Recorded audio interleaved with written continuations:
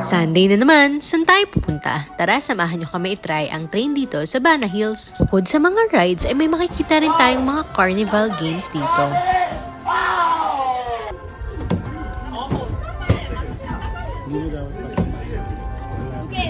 Mafe-feel mo naman dito na nasa medieval age ka na. Dahil nga ang goal natin ay sumakay ng train, pumunta tayo dito sa Mystery Well Station. At ito na nga ang makikita natin sa train.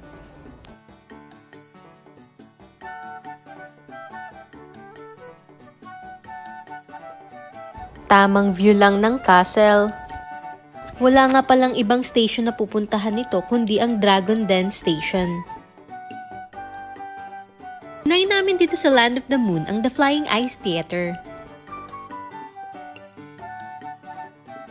Ang buong akala namin wala na ditong pila dahil wala naman kami nakikitang tao. Ngunit pagdating namin ay ang dami palang nakapila. Marami kaming nakasamang mga senior.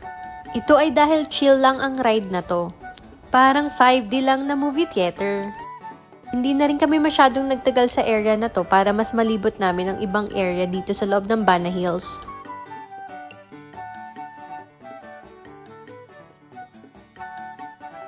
O siya, hanggang dito na lang!